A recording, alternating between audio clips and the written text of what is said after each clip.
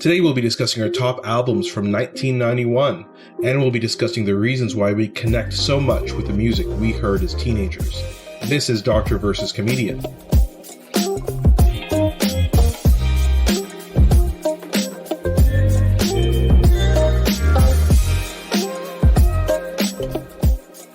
I'm Dr. Asif Doja, and this is the Doctor of Laughs. Not a real doctor. Ali Hassan. Every episode I pick a topic for Ali from comedy and entertainment, and I question him about it. Then Ali picks a topic for medicine and health and grills me on that topic. Today we'll be discussing our top albums from 1991, and we'll be discussing the reasons why we connect so much with the music we have heard originally as teenagers. But first, Ali, anything going on? No, dude, there's no time for a but first, okay? There's no time for any banter or preambles. This was the most difficult exercise. This is the most challenging episode we have to date. I challenge all our listeners to look at 1991. Now, some of you might have been born after 1991. It may not be the same thing. But if you were born in the 80s or the 70s or the 60s, look at 91. Look at that year and the music that came out. And Asif challenged me to pick my top 10 albums. I think I have like 45 honorable mentions. It's very, very difficult. I had to go deep into the albums and go, okay, look, this album had 4 songs I love. This album, I thought I loved it, but it's only because of 1 song or 2 songs. So sorry, Black Sheep, but you're out. Anyway, and again, in the second part, we'll talk about why albums and music from that time connects with us so much. But yeah, I guess you're right. We better get a move on because this is going to be a stressful episode.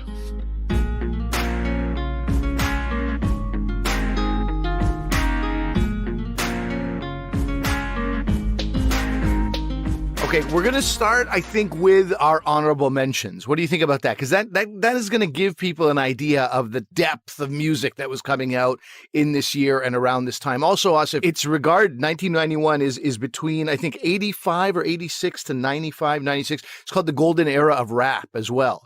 And so as a guy who loved rap, there was just so many great works of music coming out in that genre, and in this year in particular there were so many in hip-hop and R&B and rap. So I'm going to go through some honorable mentions here, and just to give you an idea of what's going on there. And I'm sure in my honorable mentions you're going to be like, what the hell, how's that not in your top 10? Because it's difficult, that's why. So start with some of this rap. I'm going to say De La Soul.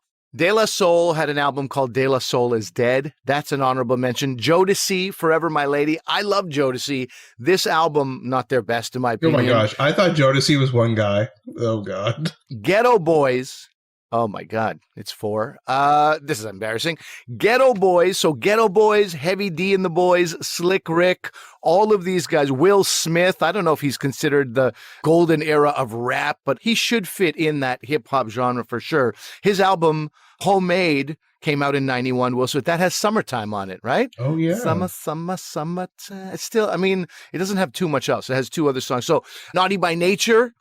Come on, man. Debut album by Naughty by Nature. They're on my honorable mentions as well. I mean, are you down with OPP? Yes. I mean, who isn't down with OPP if it's 1991? And Ghetto Boys, I'd mentioned that it was a great song. One of my favorite all-time songs in rap history is My Mind's Playing Tricks on Me. This year, Halloween fell on a weekend. Anyway, look up that song. It is one of the best songs ever. But that album was not in. Again, I go to Desert Island. I don't know why I have to go to Impending Death, but I'm like top 10, so you can only take these albums. So unfortunately, I got to leave those behind. And then leaving that genre of music out of time by REM is a phenomenal album, okay? Losing My Religion is a great song. Shiny Happy People is a very it certainly sticks in your head. I find that so annoying. Yeah, it sticks in your head and not in a healthy way. So I was like, "You're out of here, buddy." I would say it's a seminal album for REM. It's not probably one of my favorites, but it completely changed REM. They became the biggest band in the world after that album. Absolutely. So for sure, yeah, it's also on my honorable mentions. Yeah. Another honorable mention for me, Color Me Bad, right? Because that album had your favorite song, Asif, I Wanna Sex You Up All Night. So that didn't have too much else on it, but that was like, again, like, these these young dudes' debut album. It was like, it was a pretty important piece of work. Bryan Adams has an album there. Like he had better albums than that. No, but Waking Up the Neighbors, it was a huge album. It was produced by Mutt Lange. Yeah. And it was such a commercial sounding album. It has some great songs on it. I even saw him in concert that year that it came out. Okay. And it had the number one single of 1991, which was Everything I Do It For You. It's true. Yeah, yes? It is. No? It is. Yeah. Okay, good. So there was that song, which I'm okay with. Can't Stop This Thing We Started was a great song. I don't know. I there's other Bryan Adams work that I really love. That's why he's an honorable mention for me. And then Prince, 1991, Diamonds and Pearls. Not one of my favorite albums, but it's Prince, good. man. I love Prince. So Prince has to be there. Tom Petty, Into the Great Wide Open. That one I did. I was like, should this just be my top 10? You might hear from that later on somebody else's list. You might. I knew I might. And then Smashing Pumpkins' debut album. It touches on what you just said. Was it good? It was good, but it's just not as solid as like Siamese Dream. There are other better albums. So I was like, if we profile a different year, you will be up there, Smashing Pumpkins, but just not yet. So those are my, there's many more. But anyway, it was, Ghetto Gangstar has an album called Step in the Arena, which is so good also. But then I look at it, I go, I really just like that one song more than anything. So what am I really talking about here? But yeah, those are my honorable mentions. What do you got? Yeah, so I'll mention a couple ones. And these are just things that are memorable from that year. Some of them aren't that particularly like my favorites, but, Marky Mark of the Funky Bunch came out with Good Vibrations. Of course. I mean, you can certainly make fun of Mark Wahlberg back then, but Good Vibrations is an excellent song. That song is great. It's true. Then there's the band where everybody's embarrassed to say that they own this album, which is Pocket Full of Kryptonite by the Spin Doctors. I don't think anybody likes the Spin Doctors anymore, but back then they were like the most popular band, it seems. Well, they had that one song. What was their one song? I can't. Two Princes. What? Yeah. I didn't even think that was the one. It is. But anyway, isn't it? Okay. Well, I didn't own the album, clearly. I apologize. Yeah, you sold it at the like used CD store. Yeah. And No More Tears by Ozzy Osbourne. I mean, No More Tears is a great song. Absolutely. The title track is just amazing. It had some great songs on it. It was Ozzy Osbourne becoming mainstream as well. There was Tupac, Tupacalypse Now. I mean, oh my God! How is that this not is on my honorable mentions? Of course, amazing from Tupac.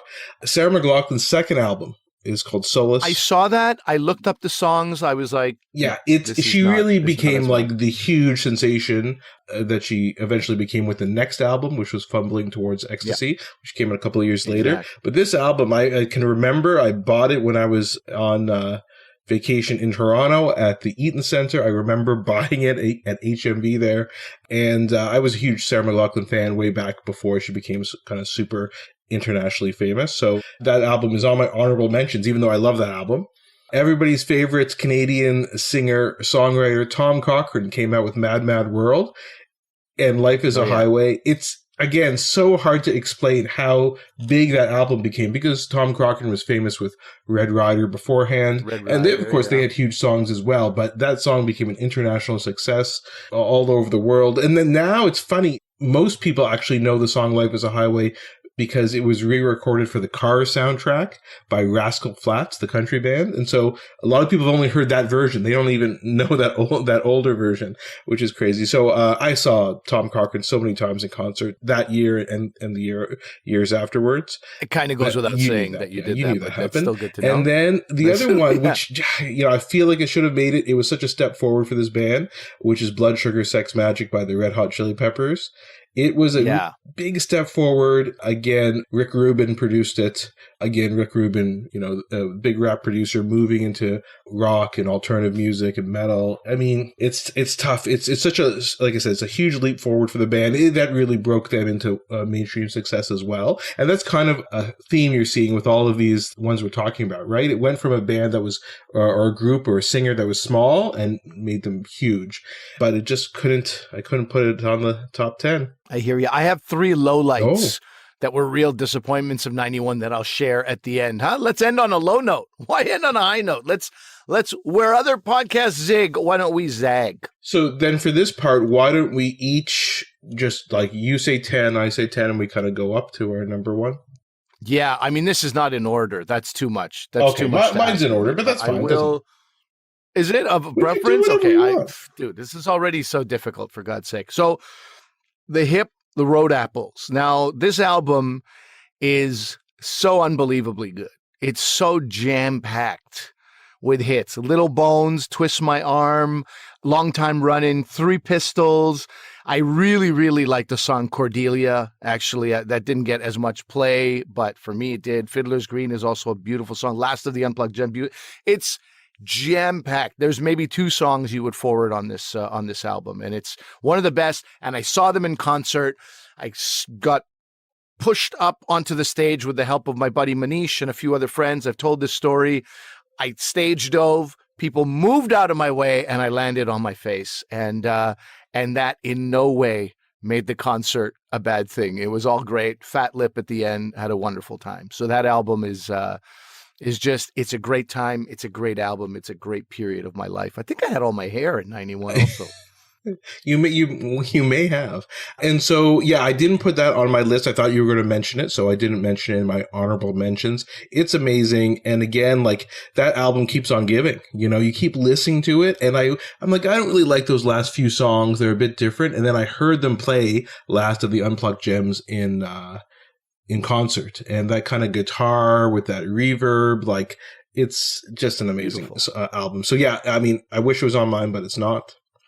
But my number 10 album, so at the bottom of my list, is Pearl Jam's 10, which we devote a whole episode to. So not much else to say. It really is such a great album.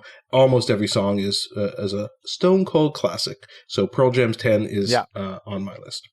For my money, one of the best albums you could ever buy, and it was all downhill for Pearl Jam from that moment on, in my opinion, as I discussed with you, and you rejected. All right, next one I got is Ice-T's OG Original Gangster. I bought this. I think I had this in a cassette. Actually, I don't even think I had it in a CD. I bought this piece of music. What I don't remember the vehicle it was, but it was, again, an amazing. It is hyper produced. There are, I think, 7 different producers were working on it. It sold incredibly, ranked one of the top best rap albums of all time. There's a book called, 1,000 Albums You Must Hear Before You Die. It's on many, many lists. Many people think it's Ice-T's best work. I certainly did think that. Songs like the New Jack Hustler theme. So the movie New Jack Hustler, I don't know if you remember that. They had a song from that soundtrack. So it's inextricably linked. Yeah, I think it was called New Jack City, though, is the name of it. Yeah, New Jack City, sorry, is the New Jack Hustler is the song. Yeah, Nino's theme, connected to Nino Brown from New Jack City. I'm going to watch that movie. I've talked about it too long. 10 seconds that now I have to watch that movie. Oh, you've never seen it? Dude, I've seen it like 11 times. Oh, I mean, I have to see it again. How could you not have seen New Jack City? No, don't be crazy. Okay. OG Original Gangster title track is amazing. Body Count, amazing song. There's a lot of meat on this album. And it was amazing. And it was, for me, it's the height of Ice-T, and it was an incredible album. My number 9 is kind of one that I don't think you would, you probably just looked right over it when you looked at that list of albums I sent you from 1991. And it's John Mellencamp, not John Cougar Mellencamp. This is when he started going by John Mellencamp. It's Whenever He Wanted. Transition. And it's just because I listened to this album on repeat so many times. It's so stuck in my head. Yeah. So I went through this big John Mellencamp phase. Again, you could probably guess by the type of music I like and the type of music that sort of come out on my list. That's not surprising. I like that kind of like down home kind of rock Americana style. And I think John Mellencamp and Bruce Springsteen are like the epitome of these kinds of bands. And Mellencamp had a series of albums in the 80s and early 90s, going from Scarecrow, The Lonesome Jubilee, and then Whenever We Wanted, all the way to Human Wheels and Dance Naked. I think he had about a 10-year span where his albums were just excellent. And this was kind of his return to a bit more rock sound. It's interesting. It was his 11th album. And if you read what he thinks about it, he didn't actually like it.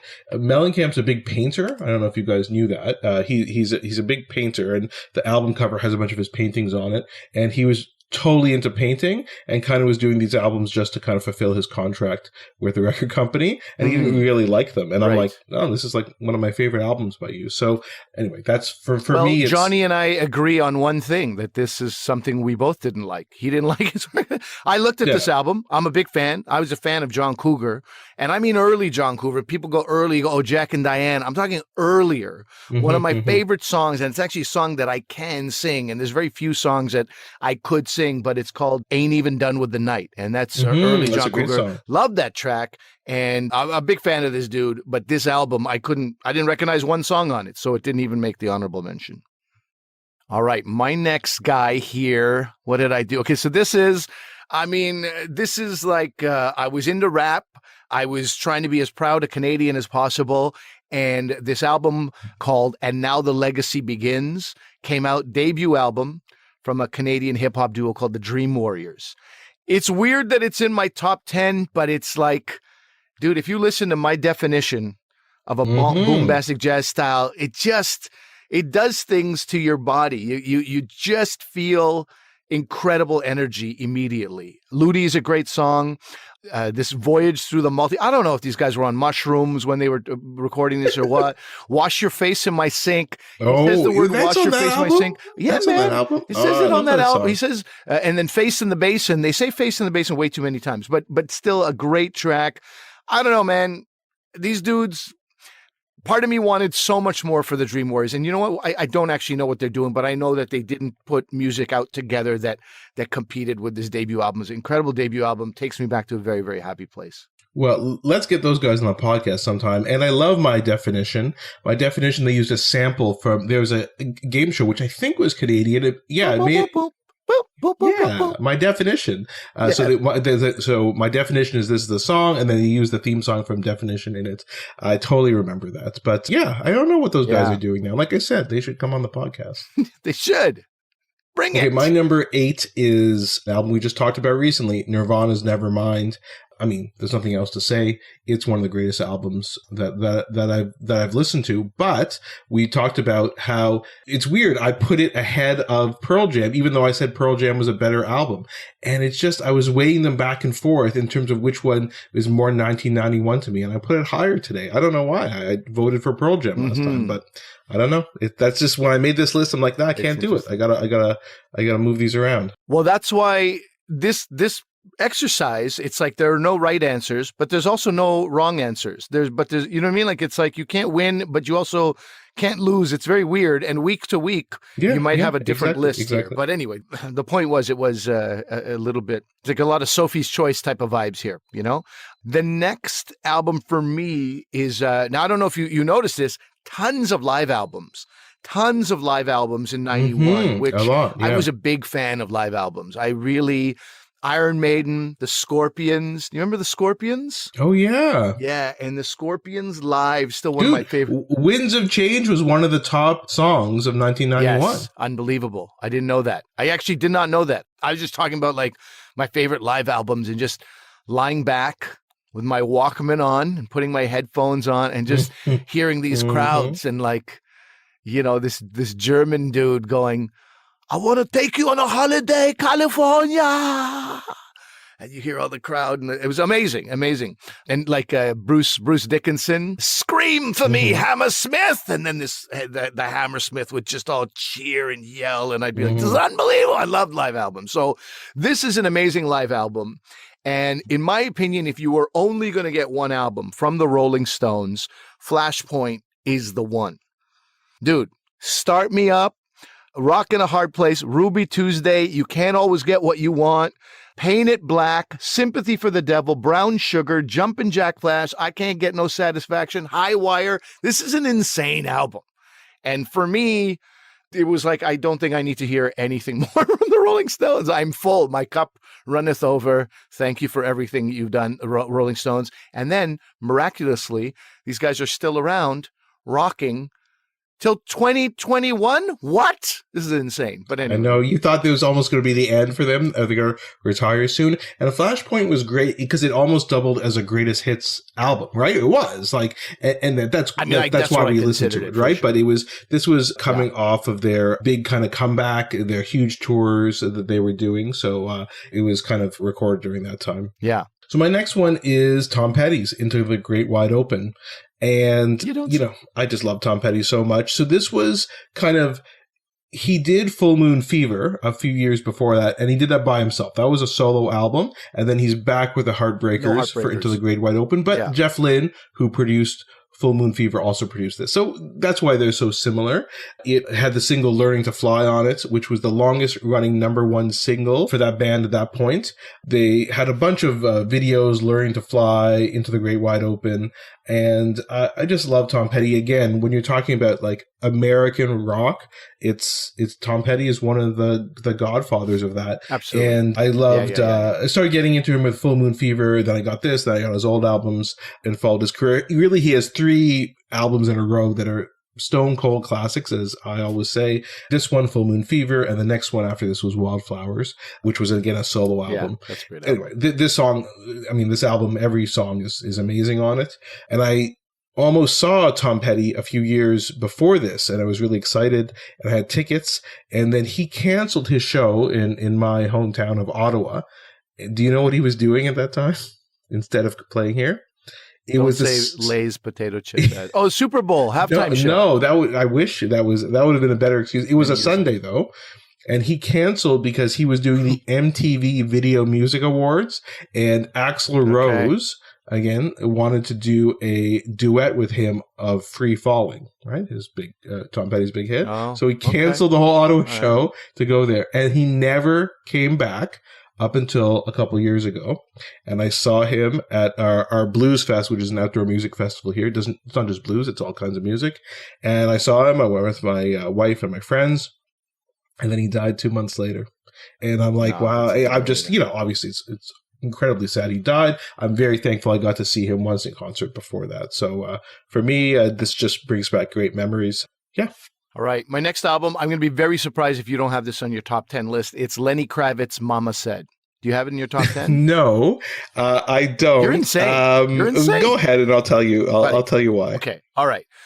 So we saw, this is 91, but I saw Lenny Kravitz, I think it was in 89. He was opening for The Cult, and most people did not know who he was. And I think I remember that tour. Everybody from my high school went to that concert. I didn't go, but it was huge. Yeah. Him opening for The Cult. Yeah, it was amazing. It was about The Cult, but Lenny Kravitz, he already had that stage presence. He already had that talent, and it was amazing. And there were, I went to a lot of concerts, and most concerts, as you would have experienced too, Asif, people aren't there for the opener. They're just kind of finding their seat, getting their beer, doing whatever, right? This was like noticeably 75% people plus in their seats there to rock on, and it almost could have been a double bill, but it was too early in his career. So Mama Said is the second studio album. So check this out, man. Fields of Joy, all right? Always on the Run. He's accompanied by who on Always on the Run? Slash, okay? Who is he accompanied with on All I Ever Wanted? He's accompanied by Sean Lennon. Sean Lennon, yeah. Yeah, he's got It Ain't Over Till It's Over, Stand By My Woman, Flowers for Zoe, and Fields of Joy are great songs. The reason I bring up Slash and Sean Lennon are because people are already co-signing this guy after just one album. He's doing his second album, and like these big names are like, yeah, I'll definitely work with you, man. You're something special. And he really was, and this album's great. And just remembering him opening for The Cult a few years prior and then seeing him just blow up with this album, we were like, yeah, this is great. We were so happy we got to see him when we did, and he deserved all the accolades he was getting for this album. Well, your thoughts? Yeah, it's a bit awkward. I guess I might as well come out and say this now. Lenny Kravitz is by far my wife's favorite male singer, without a doubt. Mm-hmm. And yes, I don't really care for Lenny Kravitz, except for Are You Gonna Go My Way, because that song is amazing. Is it because he is a man in his 50s, still with ripped abs and beautiful eyes and features, and your wife would leave you for him? I'm sure. Yeah, I'm sure there's some jealousy in there on my part. I'm sure, but I don't really care for Lenny Kravitz though, and a lot of people don't understand that because I'm so I like so much music, so many different kinds of music, but yeah, he didn't make my list. Sorry, everybody. There's so many inappropriate jokes that I would make right now if we weren't on a podcast. But anyway, all right. I will try my best to walk that off and pretend that never happened. And tell me your next album. Okay, so my next one, probably not on your list, is Matthew Sweet's Girlfriend. So Matthew Sweet, before this album, was kind of trying to get, make it as a pop kind of singer, more poppy songs, wasn't really going anywhere. So he came out with this album after he got divorced from his wife. And so this is not a concept album in the sense it's telling a story, but it's this theme of loss and divorce.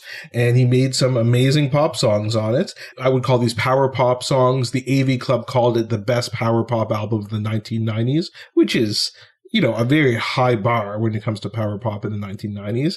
It was listed as The Village Voice says the number 7 best album of 1991. I have it at number 6. So it did very well on Billboard. It really is great. I suggest you may only know like the big songs on it, which are Girlfriend and I've Been Waiting, which are amazing. They have the kind of an anime music video to them. And that was also kind of new at the time. People weren't really into anime back in the early 90s. So that was kind of a unique aspect to them. But the whole thing is great. I suggest if you listen to it, just listen to it all the way through. But yeah, Matthew Sweet, Girlfriend. Again, you'll see this trend where some of these guys had like this in a short period of time had amazing albums. His next album, Altered Beast, is one of the best albums I've ever listened to, but maybe we'll talk about that if we get to the anniversary of when that came out in a couple of years. Mm-hmm. Or we could not talk about it ever as well, since I know nothing about Matthew Sweet. And I don't know, he's just completely been off my radar forever. Next album for me, Cooley High Harmony, debut album by Boyz II Men.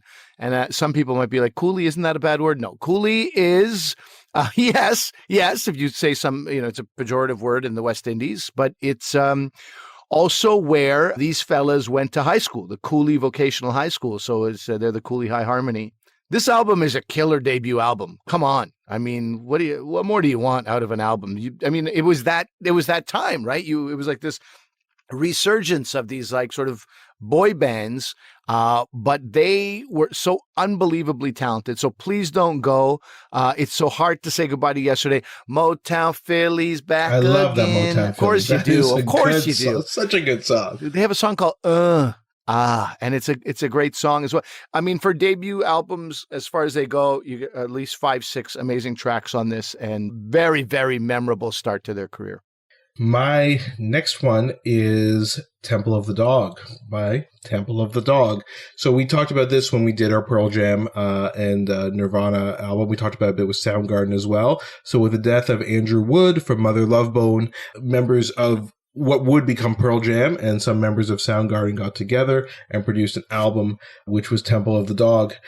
It's so good. So this album, even though it's kind of a joint venture between Soundgarden and Pearl Jam, is higher. We didn't mention Bad Motorfinger. Bad Motorfinger didn't make my top 10 list, and Pearl Jam's 10 was number 10. So this is higher because there's about 4 songs on it, probably the first 4 songs that are absolutely amazing. So Say Hello to Heaven, Reach Down, Hunger Strike, Pushing Forward Back. Those songs are some of the best songs ever in this current kind of genre. I love this album. Yeah. Hunger Strike, like, if that comes on, you can forget about communicating with me in any meaningful way. I'm totally into that song. I'm singing it. I'm just so down with it. It's such a great album. I'm absolutely on board with that. As basically I've got like whatever, I guess 4 more, but I'm going to give you 2. And then the other 2 are, take your pick from Temple of the Dog, Pearl Jam 10 and Nirvana, Nevermind. They're in there.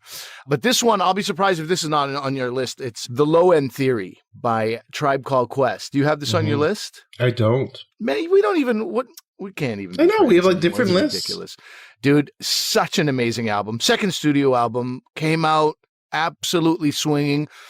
The only problem with this album is, they ran with some other dudes like Black Sheep, and they had these connections to these other rappers. And so I bought other albums thinking I was finding, the next best thing, the Tribe Called Quest, and I wasted a lot of money on some one-hit wonders throughout the years, Black Sheep included. But this album is unbelievable. This is like really, Check the Rhyme is great. Jazz is great. This is where we are introduced to Scenario, right? Which now people go, man, that's a played out song. This is 1991, man. We didn't know who Busta Rhymes was. What's the scenario, folks? They told you what it was. It's all great. Even Bugging Out is fantastic. Butter is amazing. This whole thing is great.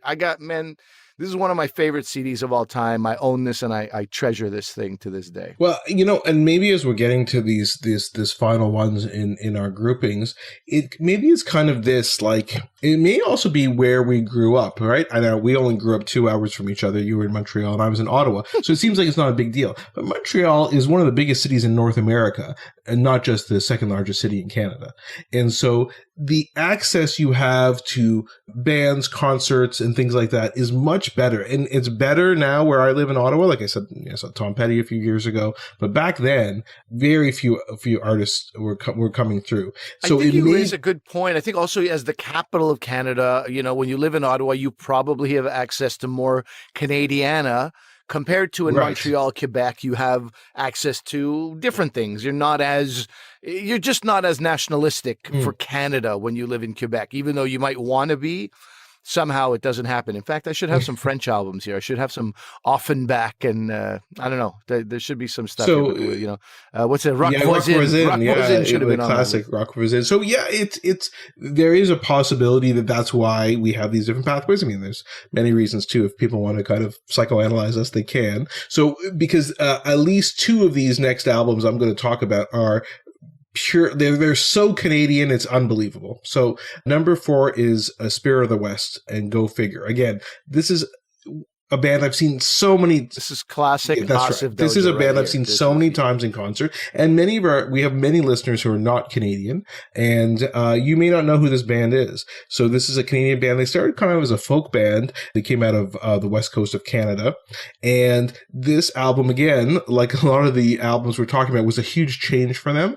This is a much more rocking album. They had drums, they had electric guitar, and they moved in this direction. And so this was kind of one of my. I'd heard about them before and heard a few songs, but this was the main exposure, and this is the first album of theirs that I bought, and then I bought all their old albums and everything going forward. Sadly, their lead singer died a few years ago he had early onset dementia and passed away from that. And he's him, and I'll get to another one of my favorite. I have about 3 or 4 favorite kind of modern Canadian songwriters. Like, we're leaving aside, of course, like a Leonard Cohen or Joni Mitchell or things like that. But in terms of modern ones from the past, say, 20 or 30 years, their lead singer, John Mann, is one of my favorites. So Spirit of the West, go figure, is number 4 on my list. All right, give me a couple more then, and then I'll give you my final one, basically. Okay, so I'll go through 2 more, and then we can say our final. So the next one is The Soul Cages by Sting. What's so funny? That's one of my lowlights, dude. Anyway, great. Good for you. Oh, my God. No, seriously. And I know, Sting kind of gets a lot of flack, Dream of the Blue Turtles and stuff like that. But this album, if you take a listen to it, is excellent. So what happened with Sting was he had writer's block for about 7 years or so after his second solo album came out, and he couldn't really write, and it was associated with the death of his father. Sting grew up in a shipbuilding town in England, and he kind of did this song as a way to kind of address his father's death, and he went back to his early life living in the shipbuilding town, a working class town. And again, similar to what I talked about before, it's not quite like Matthew Sweet's Girlfriend. It's not quite a concept album, but there's so many themes that go on through all of this.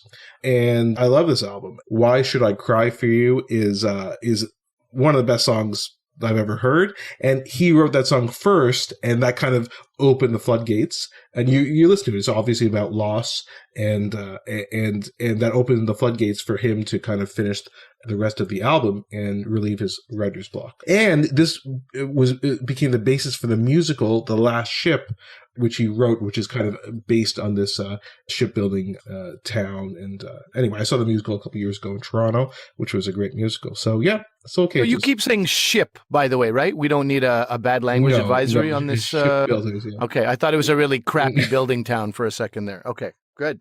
What else you got? Okay, so you want me to do one more? Okay, so the last one, and this is so again, for the people who live outside of Canada, you want to get a glimpse of Canadiana bands. The three main ones we mentioned on here today, I guess we mentioned four. We mentioned Sarah McLachlan and honorable mentions, but Tragically Hip, that album, Spirit of the West, go figure, and this album. So this is by a band called The Lowest of the Low, and they're a band out of Toronto. What's up? This is this is like the heart of Canadiana here, man. Wow. There is almost no more Canadian album. Again, some people might say Spirit of the West, Tragically Hip, but all these people we've talked about are really the heart of Canadian alternative rock music in the 1990s. Sure. And this album is their album is called Shakespeare My Butt, which is just such a stupid name for an album. It's the type of thing that makes you not want. It's like the show Schitt's Creek. Schitt's Creek. The big problem I had was the title, and then once you watch it, like, this show is so good. Why would you name it that? And that's the way I feel. There's lots of examples from TV about shows like that. And this album, I'm like, whatever. This sounds stupid. And then you listen to it again. Every song on this album is amazing. It's one of my other favorite singer-songwriters from this era is Ron Hawkins. There's another Ron Hawkins who's kind of like a country type singer. That's not who it is. It's Ron Hawkins from this band. The Lowest of the Low, again, is so influential, this album. It was ranked 84th in a 2007 book by Bob Mercereau, the top 100 Canadian albums of all time. It has staying power. It's just great. It was the best-selling independent release in Canadian history at this point in 1991, and then it got eclipsed by the Bare Naked Ladies Yellow Tape, which just about everybody owned back in the day. That was the Bare Naked Ladies' first independent album. Anyway, I would just say take a listen to it.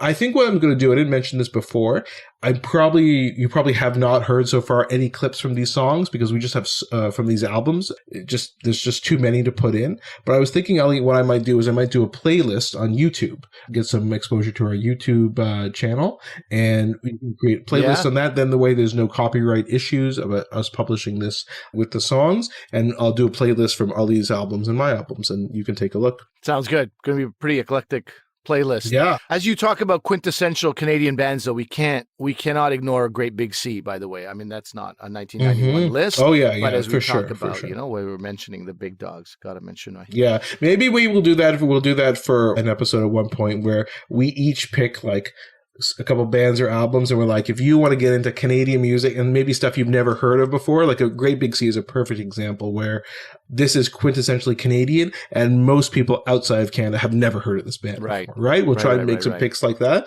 So maybe we'll do that as a future one for our listeners outside of Canada. Spirit of the West has that song Closing Time, right? I always wondered. No, Closing Time is Semisonic, which is an American band. You're joking. Yeah. Look at the ignorance on display here, everyone. Please, my God.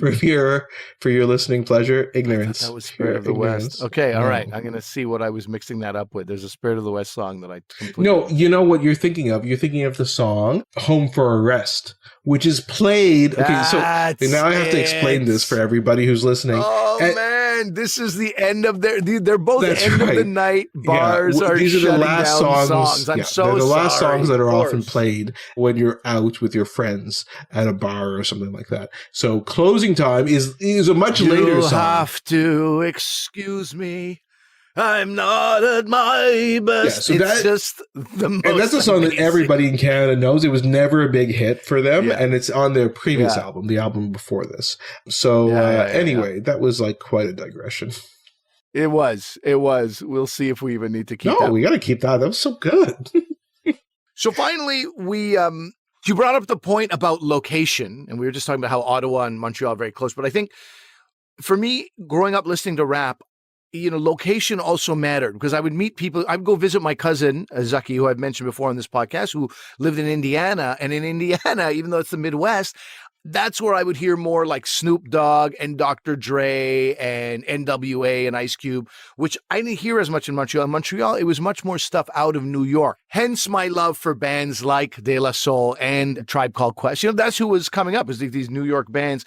So one of the best sort of East Coast rappers in my mind is KRS-One, if not one of my favorite albums of all time is something called Edutainment, which I just love. So again, this is a live album. This is KRS-One with Boogie Down Productions, and it's an album called Live Hardcore Worldwide.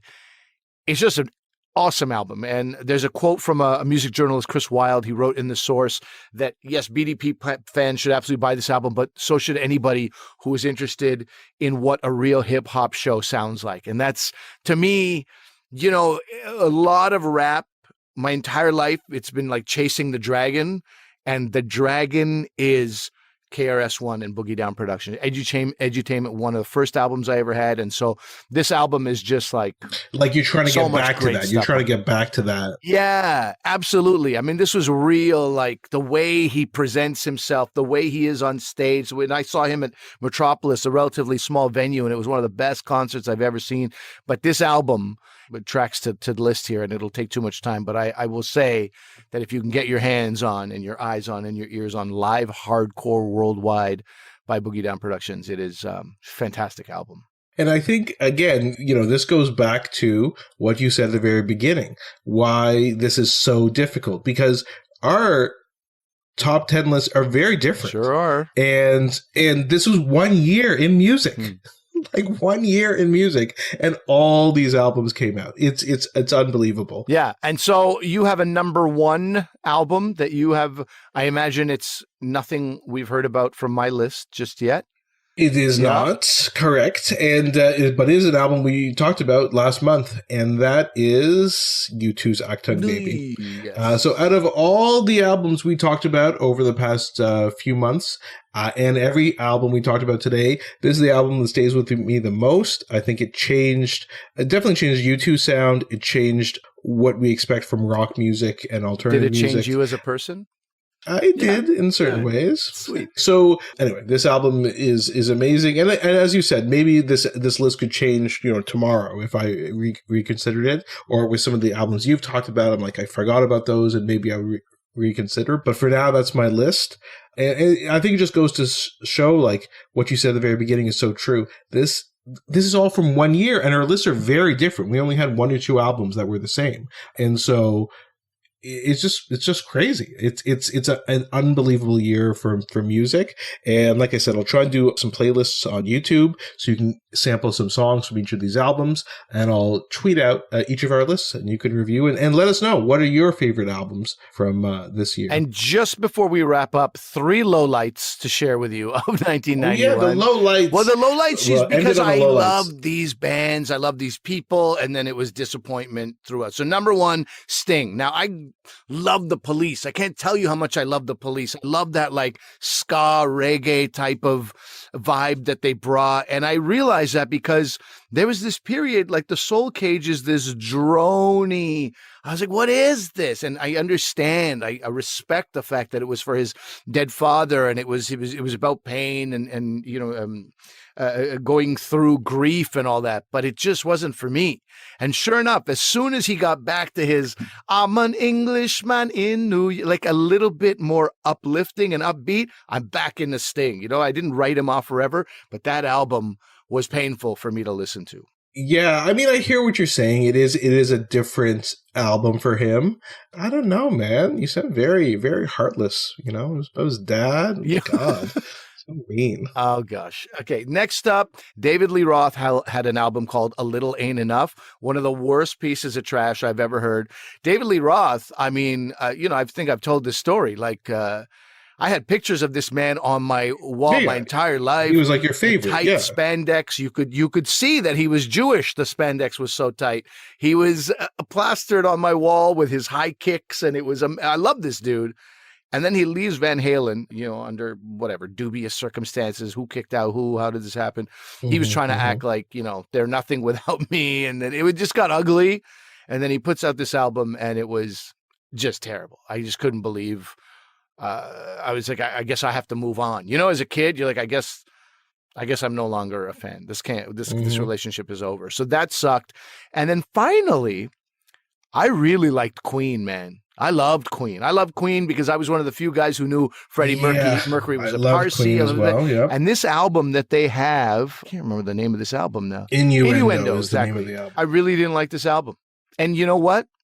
Freddie Mercury died like in 91, like a few months after this album was released. And I don't know, there's just sadness around this for some reason. It's like he went out on a kind of a low note. And I hate to say that. I'm sure they loved this album and worked very hard on it, but it just didn't have what I had grown to love about Queen. It's so interesting you say that because I remember this album coming out, and I think Innuendo was the first single, and I remember it not being very good, and then you're like, yeah, Innuendo was the first single, and then he died. And you're like, oh my gosh, I can't believe he died. And then you know what the last song of this album is? It's actually a song that's quite famous now by Queen. Yeah. The Show Must Go On, which is probably the best song of the album. And that kind of became like, okay, this is the anthem, you know, when we think and process his death and what happens with Queen later. The Show Must Go On. It's funny. So this album, I agree with you. When it came out, nobody liked it. It wasn't very good. And then he passed away. And then it kind of took on this new life, especially with that last song on it. You mentioned my heartlessness with respect to Sting. I feel very heartless also in this regard because I spoke to Brian May recently. If anybody ever wants to look up, one of my favorite interviews with a musician was with Brian May on Q. I was filling in on Q on CBC Radio.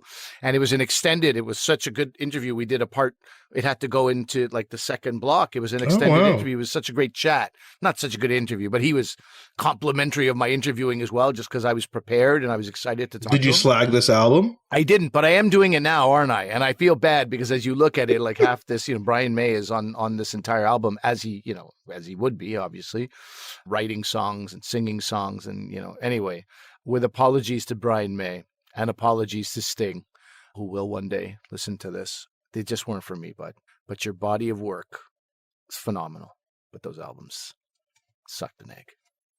Ali, I can't believe you didn't mention one of the big bands from 1991, Enough's Enough.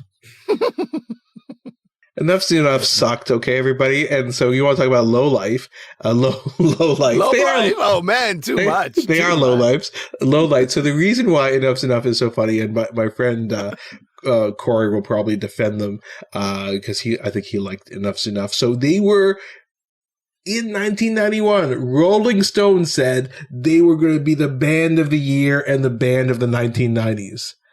I mean, in 1991, I mean, can you, like, we just named 20 plus different artists, including our list and the honorable mentions, that were the bands and singers and songwriters of the 1990s. And Enough's Enough was not one of them. So, oh my gosh, could you have been more wrong, Rolling Stone? They are the real, that's the real low light of the 1990s was Rolling Stone. The funniest thing about this band is Enough. Nuff, right? So Enough's Enough, formed by singer Donnie V and bassist Chip Zinoff. His name was Zinoff. I don't know. This is ridiculous. The whole band, like, you can't. How are you taking this seriously, Rolling Stone? Come on.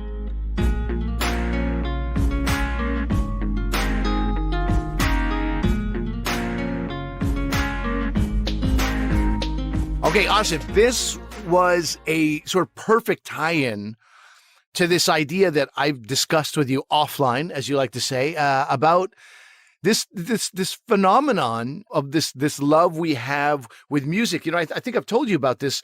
Russell Peters, of all people, just freed me one day. I had a huge insecurity about the fact that since 2000, music just doesn't do it for me the way it used to. It just doesn't. And I'm like, no. That's not because of music. That's because of me. And I will, I'll work on myself. I'll get help. I'll find out how to connect with music. And for sure, there've been, those various bands that I've really loved. Arcade Fire comes to mind, a lot of Montreal bands, and they're amazing in the moment. But it doesn't last. It doesn't stick. It doesn't motivate me to go and listen to the entire album. I don't have that anymore. And more than anything, I can't remember lyrics, man. I tried to remember like 2 paragraphs, maybe like two paragraphs worth of maybe like a chorus and some lyrics from a Kendrick Lamar song. Impossible, man. It's gone within like 5 minutes. But Thunder Road by Bruce Springsteen, a song that doesn't even have a chorus, okay? It's just words from 6 minutes worth of words. I can still recite every word of Thunder Road. I can recite every word of The Power of Love by Frankie Goes to Hollywood. I hadn't heard that song in maybe 10 years. And then my friend Scott Jardines, a shout out to the Jardines of Wolfville, Nova Scotia, just kind of started singing it because I mentioned Frankie Goes to Hollywood, and we sang the entire song. His wife rolling her eyes the entire time, but Scott and I just sang the entire song, and every line I was like, I'm not sure if I remember the next line, and it would just come to me, and then I'm like, okay, I know that part, but then I probably don't know the next. I could probably do that with The Glory of Love by Peter Cetera from the Karate Kid Part 2 soundtrack, but... So this is what I want to talk to you about. What is it? Is it our brains? Is it the songs? Is it the music? What's happening, buddy? So yeah, I mean, the question in this, is it more of a sociological thing, or is it more of a neurochemical thing, like a neurology thing, or is it a bit of both? And as usual, it's probably more of a bit of both. If you want to read someone who knows about this, really, like, is the expert in this, it's Daniel Levitin. I know that name. Yeah, I think you've read some books by him, probably. He's a neuroscientist who used to be a music producer. So he did music production for a bit, and then he went to neuroscience. So a lot of his neuroscience research and a lot of his books are on this subject of how our brain interacts with music. And so one of his books from several years ago is called "This Is Your Brain on Music." A lot of people have heard about this book and read it. It's very well known. And so I would certainly suggest you check out his work on this. And even just talking to some of my friends, I said, "Oh, I'm going to do this topic." They're like, "Oh, like Daniel Levitin, right?" I'm like, "Yeah, exactly. Like this is the guy who kind of made it mainstream." So listen, when Levitin says that when we're listening to music, our brains are engaged in such a complex task that it's nothing that you can replicate with a computer or artificial intelligence. So we have like SoundCloud? What's the one? Oh, Shazam, I should say, where, you play a song and Shazam can tell you what song it is and things like that. But that's different. That's not replicating when you hear these auditory waves in your brain, how they're processed by your brain. We can't do things like that. And, we've found over time that there's a connection between these songs we heard, especially when we're teens and young adults, and how it interacts with our brain. So when we first hear a song, it activates our tympanic membrane, sound vibrations in our ear, and then it gets transmitted to our auditory cortex, and we convert the rhythms, melodies, and harmonies into a, this whole, and that's the song. But there's been some other things that they found with looking at different areas of the brain.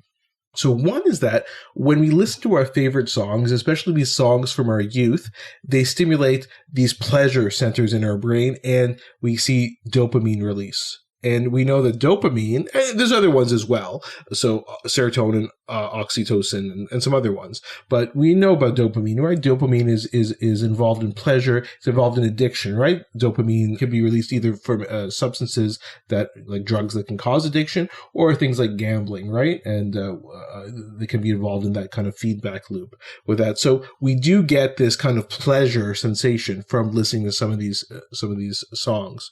So this dopamine is released, but it's just interesting because for some people, it's like death metal that releases it. For some people, it's like whatever, a Billy Ocean song, or Be Happy. You know what I mean? I can't remember that dude's name. But anyway, like, is it the beat? Is it the rhythm? Is it something about the music, or it has to do with the person themselves?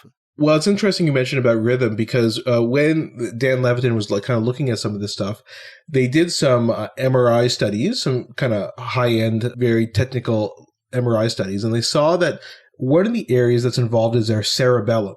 And if you tell just a neurologist, oh, it's the cerebellum that's involved when you're listening to music, the cerebellum we don't think has anything to do with music or hearing or anything like that. So the cerebellum is in the very back part of our brain, and it's involved with the fine tuning of motor movements. That's actually how it works. It's kind of like a regulator where it will compare the movement you wanted to do to what you intended to do and kind of fine tune it. That's kind of how it works. So why would that be involved? And so part of his research suggested this cerebellum, which we thought was mainly involved in movement, probably does play a role in emotion, first of all. But it's interesting. What happens is you'll have this beat in your beat playing in a song, and they'll see that beat kind of show up in the cerebellum, and they think that the cerebellum is like, acknowledging that beat and then associating that with a positive emotion. And then if it's a familiar beat, you get even more emotion because of that. But then sometimes it's the opposite. When you hear like a really novel kind of beat or percussion or rhythm in a song where it zigs when you think it's going to zag, it's going one way, and you're like, oh wow, that was kind of cool. Your cerebellum likes that even more, and you get more kind of emotion out of that. So it's fascinating because, like I said, this is not just telling us a bit about music and emotion. It's also telling us about some areas of our brain which we don't think are involved in certain things like emotion, and hearing songs can have that function. It's very interesting because you and I have a friend, Q, who's a musician, and he's showed this to me on screen. There's this idea that, dance music is so repetitive. Everybody has that joke about the beat is so repetitive. But he's shown me on the screen where, like, just as it starts to get repetitive, there are these subtle, sometimes not so subtle, but very subtle changes in the music. And I would have never known about those changes had he not shown them to me on these, like, sort of, these linear, whatever these are called, these bars, wavelengths, or whatever they're called. Man, my music knowledge sucks. But you see exactly where one beat kind of disappears or increases or something new comes in. And these elements, I guess, keep you engaged with the song that way. Tell me this, is how you listened to something... does that play a role? Like, for example, I might be introduced to a new song today, but I might be in traffic and I'm thinking about, like, my kid's tuition is due, and I'm thinking about, I'm going to be late for something. Is it connected to, when we were listening to music as young people, we were relatively worry-free, and we were just, like, sort of enjoying it at a different level. Does that impact how much you connect to music 20, 30 years later? Yeah. So let's talk about it from two different things. One is kind of the way you experience music, and then we could talk about it as well from, why the brain kind of processes it in a certain way. But we could do it however you want. Oh, thanks. It's so nice. So nice. So the one thing is, it's something called the power of firsts, right? When you're a teenager, adolescent, young adult, you're going through a lot of firsts for the first time, right? You never forget your first time. We'll say, you mean kiss by that, or date? First kiss, first date, first time traveling abroad, first time away from home, first concert you ever went to, right? Sure. You hear this on the news. Yeah, when you go away for school, maybe the first time. And so, my first concert, by the way, if you're wondering, Cheap Trick, and opening for them, Eddie Money. Oh, yeah. Nice. That was good. Yeah. Dude, that's good classic rock right there. Oh, yeah, no one should be slagging you off for that. That's right. Great. So, your first two tickets to paradise. That's right. So you have all these firsts early on. And so those ones, you remember the first thing. And then as you get older, what do you remember? You remember, okay, my first job. And then you remember, I don't know, my first child, obviously. And then you remember, my first marriage. Thankfully, both of us are on our first marriages. And that what other firsts do you have, right? My first friend who passes away. Like, as you get older, like, I don't know, what else do we have, right? So you just have so many firsts in such a short period of time. That's one of the reasons why it's linked to it. Another reason is kind of it's kind of the way commercial music works, especially when we used to listen to the radio a lot. Now I'm sure it's mainly because people are on social media and TikTok and they're hearing songs, and you hear these explosions, right? Songs are just getting insanely popular very quickly because of things like TikTok. Back in the day, you would hear a song for a period of time, maybe for several weeks, as it goes up the charts. We talked about, say, 1991, Bryan Adams, Everything I Do. You hear that, oh, it's with the Robin Hood, Prince of Thieves soundtrack because that movie's coming out. And then that song goes up the chart. It stays on the chart for however long that song was on the chart, for weeks or months, and then it goes down. So then you have this distinct period of time, several weeks or months, where you heard this song all the time because we heard that song all the time, right? So even just your daily experiences are associated with that.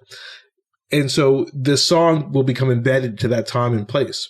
Whereas there are songs like, you know, Happy Birthday or hearing your country's national anthem that are, you hear them all the time, right? So they don't become embedded in the same way. So part of it is that just, again, that associating that with that certain time in your life. And of course, the first that we talked about before. Well, okay. So let me ask you this then, slightly related. We heard things for longer periods of time, right? That's just a fact. In the 80s and 90s, things were on radio. There was a limited number of radio stations. Yeah. Your only way out was to go and purchase albums. And all that. Let's take our kids right now. Our kids in 20, 30 years, will they have connections to the songs they're listening to right now? That's a really good point. And I hope so, because it is fun to kind of reminisce, right, about these things as we've been doing in this whole episode.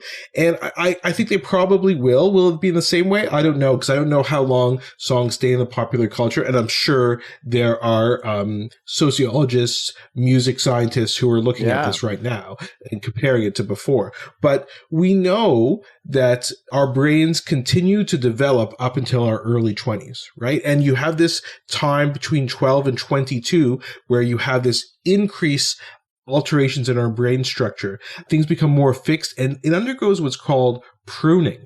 So you grow your brain and you grow these connections, and then like a gardener, your brain and your body snips these connections that are not necessary and prunes things down. And that's when you kind of get really things hardwired. And you can think about that, right? Because your personality is developing, and then you have your early 20s, and then you're kind of set in your personality. Most people don't change after that in terms of who they are. I grow, I evolve. That's because of that. I don't know about you, buddy.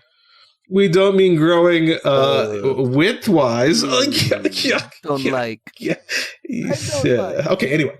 So our brains undergo this thing. And also during that time, you make these neural connections. So these neural connections are creating, then you're having this growth and this pruning. But we also know that emotions, when they're associated with memory, kind of take a different pathway. What happens is our amygdala, which is part of our temporal lobe, which helps to store memories, and all of the neurotransmitters in that area, they tag memories associated with emotion as important, right? And that's probably evolutionary because, you know, you're being chased by a tiger. It's scary, right? You want to remember that you don't want to be in the situation where you're being chased by a tiger. So emotions there, whether they're positive emotions, negative emotions, become tied to more things. And we've all been teenagers in the past. A lot of emotional ups and downs when you're a teenager, right? A lot of strong emotions. We were chased by the music of Glass Tiger. Yes. Things change. Yeah, I was thinking about Glass Tiger the other day. Another great Canadian band. Maybe not one of the all-time classics, but they were still good. Not all time, but, you know, with Lover Boy, Paola. Yeah, I was thinking about the song Diamond Sun. You know, I like that song. I don't know. I like it. I don't know. Anyway, but it's connected to our youth. Anyway, so that's what kind of happens. And there's something that that neuroscientists have talked about, which is called the reminiscence bump. And it's that phenomenon. It was kind of what we've been discussing this whole time, where we remember so much of our younger adult lives more vividly. We can recall things, you're stage diving and whatever. We can recall those memories much better than more recent stuff. Like, tell me what you did yesterday, and it probably is going to be difficult to know. But you can describe that whole stage diving incident with the tragically hip so clearly, right? And, you know, the reasons for why we have this reminiscence bump has to do a lot with what we've talked about before, with the neurodevelopment of the brain, the pruning that goes on, and the psychologist aspect would say this is, as I talked about, the emergence of the stable and enduring self over that time. It's when you become you, when we all became ourselves.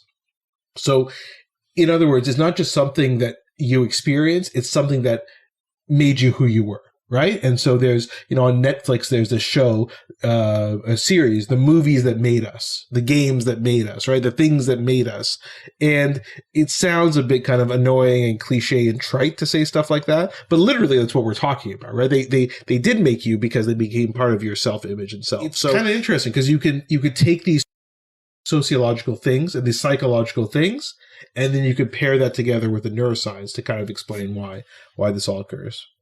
So this is basically it. It all has to do with memory and how we're developing at that time. And of course, why our memories are more entrenched then than we are now. As an example, Ali, you started telling me a story about Russell Peters and some advice he gave you. That was your second name drop of the show after Brian May. And yet you never told me what advice he gave you. I never told you. Sorry. It wasn't advice he gave me. He just said it in an interview. He said out loud. I mean, he's, I've spoken to him a number of times. He's a great dude for me. I've always liked this guy. But he said something very freeing, which was, I don't listen to any music after the year 2000. And I was like, what? You're allowed to say that? You're allowed to do that? That's possible? How do you just, meanwhile, like I'm telling you, I'm trying to memorize like Kendrick Lamar songs and really trying to get into new music. And Russell is like, no, after 2000, music's crap. Don't care about it. I'm pre-2000. That's who I am. That's where I live. That's the music I play. That's what I listen to. That's what I DJ. And I was like, wow, I love the idea that you can just be like, I am content with this. I don't know. I was just putting too much pressure on myself. If I just live in my past, it's okay. That's what I've learned from Russell Peters.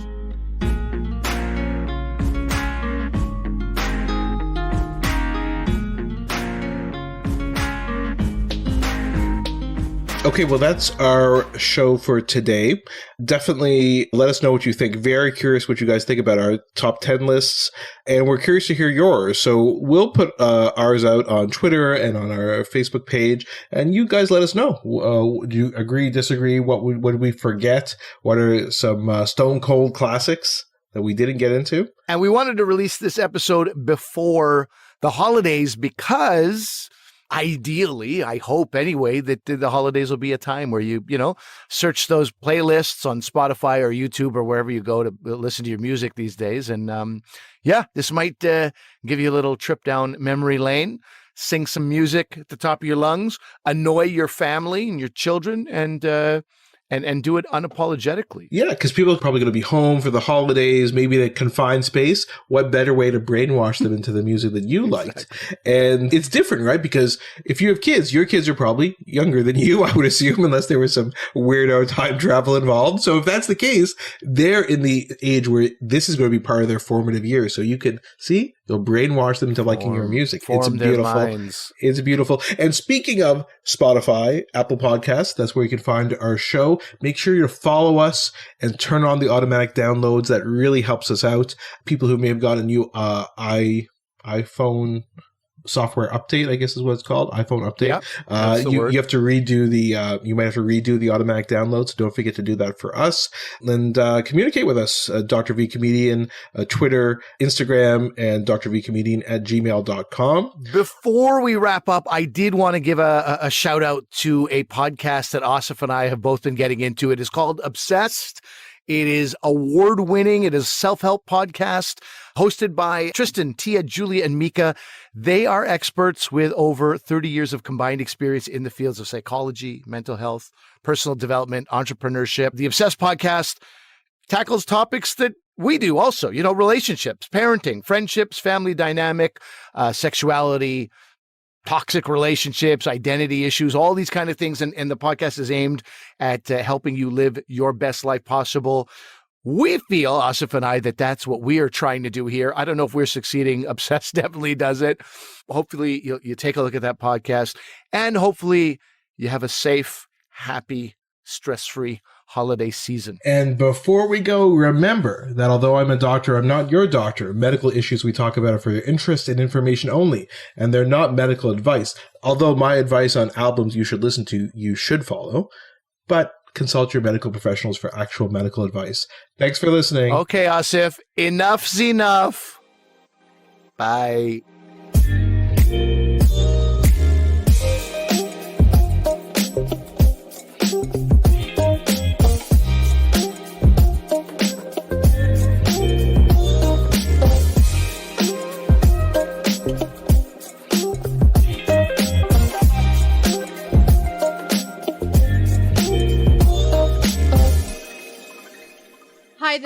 Welcome to Obsessed. We are obsessed with humans on the verge of change.